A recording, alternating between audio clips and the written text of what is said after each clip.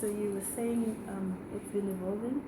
It has evolved over time, and largely it has been determined by the kind of political system that we've been using. When Zambia got independence, 64, we went straight into a multi-party system. So there were a lot of checks and balances then. So when we went into a one-party state in the 70s, governance was woven around one political party. So checks and balances were supposedly within that system, but of course there are constraints because the freedoms to provide those checks and balances were not as would be expected in a system where there is a divergence of political views. Yeah. So now that we're going back to multipartyism, governance, the checks and balances in the form of governance that we have are much more clear. There's a provision at least to see to it that whatever is expected of authorities is done, though a lot still needs to be done if certain laws are put into place. So looking back 10 years ago and now, other than mentioning that there are more checks and balances that are being done now, and I think you mentioned that the provisions are more open, freedoms are better, what else has changed? Over the past 10 years or thereabouts, we've seen a lot more work being done by two key institutions. One of them is the Office of the Auditor General, which provides closer scrutiny to the management of public resources. Although this institution has been there even before the past 10 years, we would usually get the reports coming 2, 3, 4 years after they've already done their audit work, but now they're quite relatively current, and therefore remedial measures can be done much earlier. And then we also have the Parliamentary Accounts Committee, which also keeps a close eye on the operations of public institutions and individuals. And these are done much more regularly, and therefore the management of institutions, the use of resources, and everything else that goes into public management of the institutions is much closer in terms of supervision and ensuring that everyone is doing what is expected of them, and recommendations given on what kind of punishment, if any, should be given.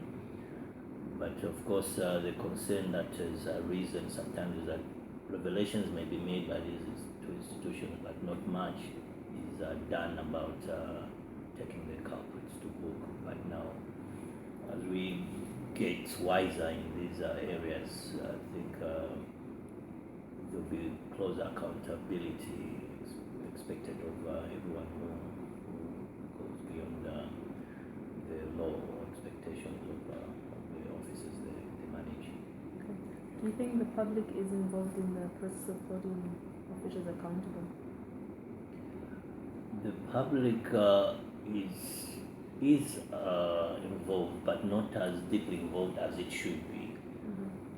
To a large extent, for instance, I mentioned the Public Accounts Committee. The public may be represented through the respective members of Parliament who represent them, of course, in Parliament. And sometimes the public members of the public would give information to their representatives, and these are the issues that they bring forward to their parliamentarians or representatives to take to task anyone who is in these offices. But a lot more could be done, even at grassroots level. For instance, in councils,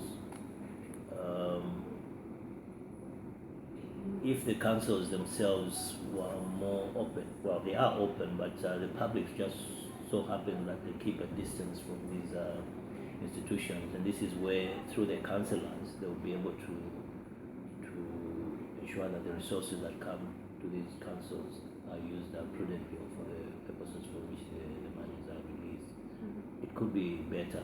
The public is involved, but it certainly could be better. The problem with that, I think, arises from the fact that some people, not many people, know about what role they can play in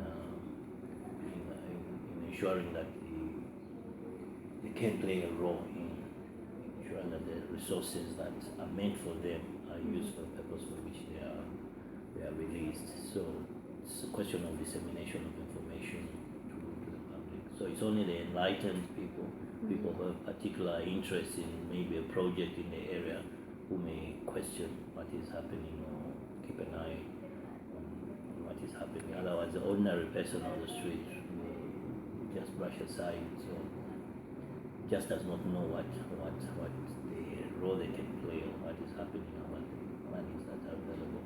Okay. Why do you think there is this lack of knowledge about these issues, or how people can play a role? Firstly, I think it's a question of what people see as a priority in their living. For instance, a person who virtually has no job, his concern really is to find a job and to ensure he puts food on the table for himself and the family. So, of course, it could be better for him to know why there's no job by prodding further, but then not many people see it that way. They would think that it's not their responsibility to create jobs, for instance, or to know what their MP is doing or their councillor is doing, indeed the minister, right up to the president is doing. For them, as far as they're concerned, we've put these people in office and now it's their job to deliver what they promise, for instance, during an election and so on. They don't see it as their responsibility to constantly keep an eye, keep prodding, keep questioning and demanding their right to work, for instance, as an example I've given. Sometimes also it's the people like us in the media who may not be playing the role of informing the public according. And then some NGOs also whose responsibility it is to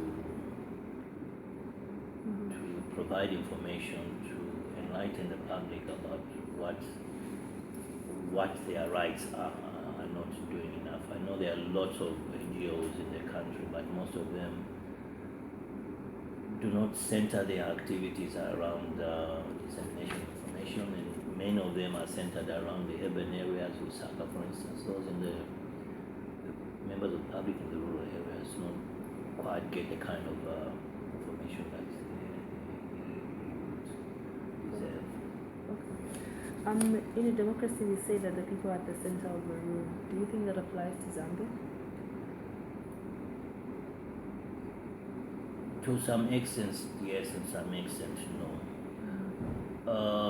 And I think that is why the government is working towards decentralization as a way in which to take the power back to the people in real terms.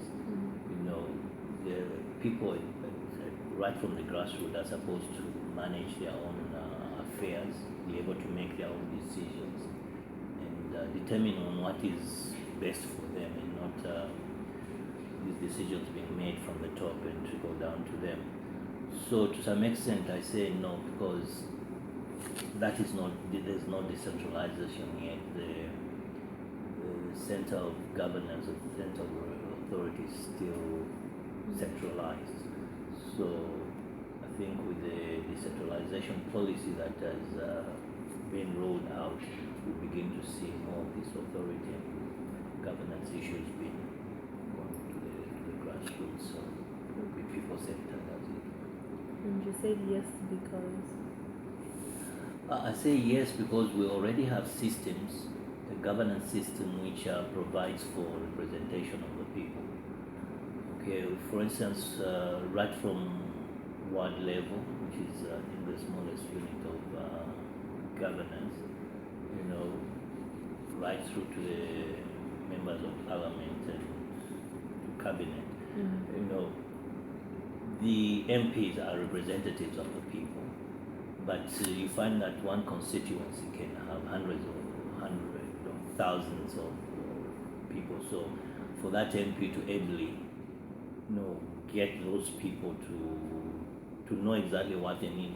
On the surface of it, yes, she can know what the general issues are in that constituency, but you really need to get right down to the grassroots. Even at councillor level, some wards are so very big, and unless you really bring in the people to begin to make decisions for themselves, it's difficult. So the systems are there in certain instances. Yes, it does work. People do get to have a say in what they want, but as I said earlier, some people are still keeping their distance from being part of the decision-making process, and therefore it's a top-bottom sort of approach in decision-making.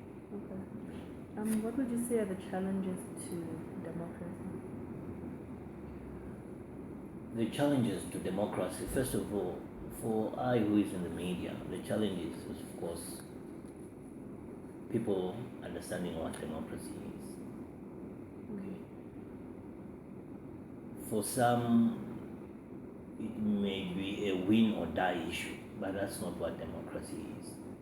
So until people begin to know that in a democracy there are winners and there are losers, and there's always a provision for you, even who has lost, to still be represented by the person who is being voted into office, and therefore, everyone gets to benefit from the democracy.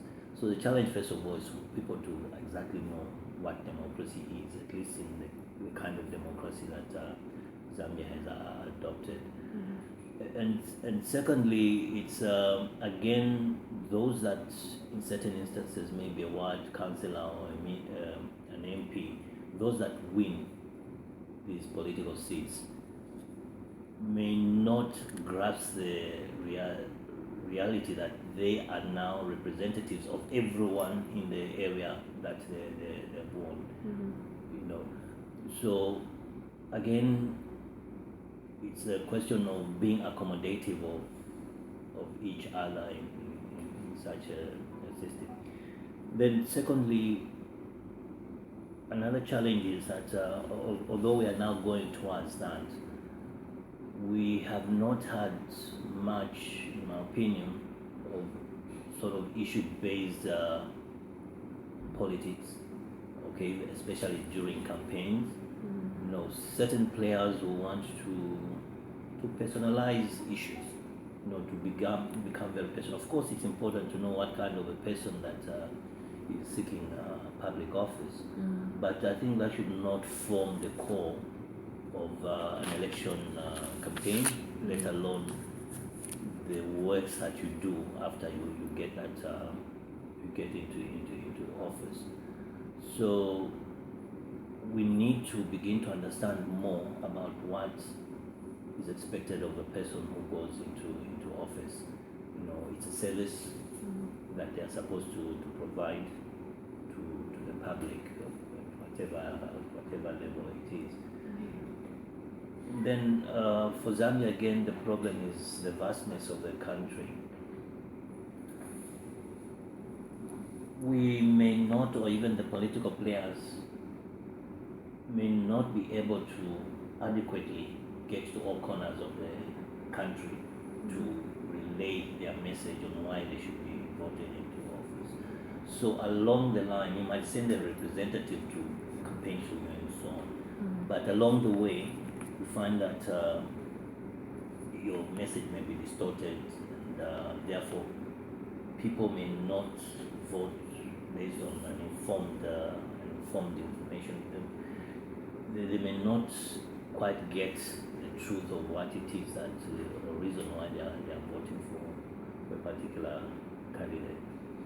Then another challenge we have is that resources. Many people want to get into politics because they believe they have brilliant ideas, but they do not have the financial resources in which they need to go around the country to market their ideas.